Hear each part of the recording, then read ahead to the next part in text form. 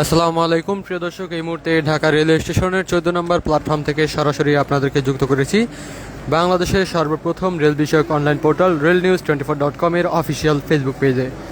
আজকে আপনাদেরকে দেখাবো local Narayanganj commuter Kamalapur rail স্টেশনের 14 নম্বর প্ল্যাটফর্ম থেকে যখন ছেড়ে যায় ঠিক সেই সময়টাতে কেমন দেখায় সেই চিত্র আপনাদেরকে দেখাবো। যদি একটু দেখেন যে ইতিমধ্যে সামনের যেই বগিটি রয়েছে সেই বগিতে অধিক পরিমাণ যাত্রী এবং এরকম করে প্রত্যেকটা বগিতে কিন্তু বেশি পরিমাণে যাত্রী আছে এবং টাইম হয়ে গিয়েছে ট্রেন ছাড়ার, কিছুক্ষণের মধ্যে ট্রেনটা ছেড়ে দিবে। আপনাদেরকে দেখাচ্ছি এই মুহূর্তে কমলাপুর রেলওয়ে স্টেশনের 14 নম্বর প্ল্যাটফর্ম থেকে সরাসরি। আপনাদের সঙ্গে আমি ইমন খান যুক্ত আছি। সরাসরি দেখছেন এখানকার সর্বশেষ চিত্র এবং পরিস্থিতি।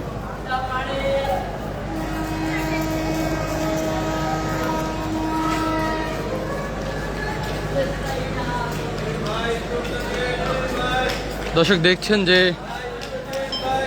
যাত্রীদের কি পরিমাণ উপস্থিতি এবং যাত্রীরা কিভাবে উঠছেন।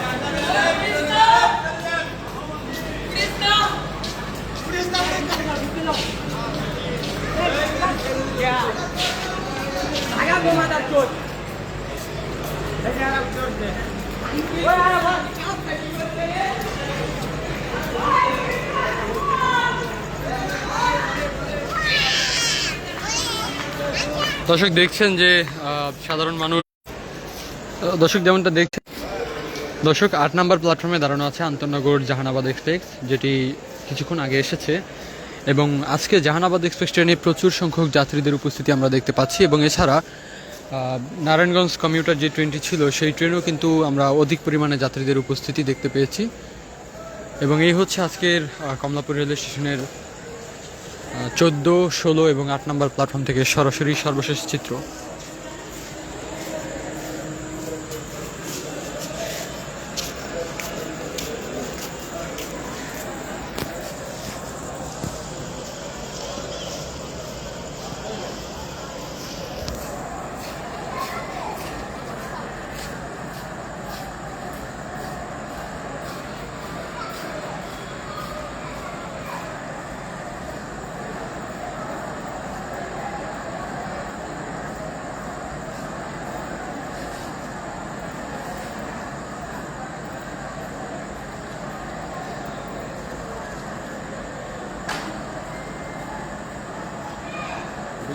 সত্যি করবো জাহানাবাদ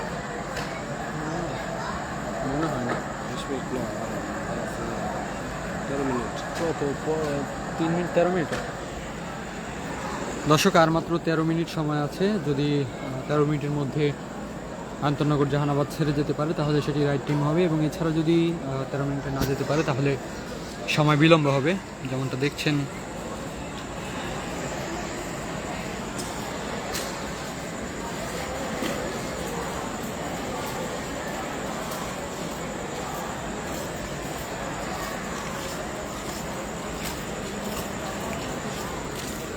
দর্শক এই ছিল আজকের ঢাকা রেলওয়ে স্টেশনের 14 এবং 16 নম্বর 8 নম্বর প্ল্যাটফর্ম থেকে সরাসরি যেমনটা দেখছিলেন আজকের এখানকার সর্বশেষ পরিস্থিতি।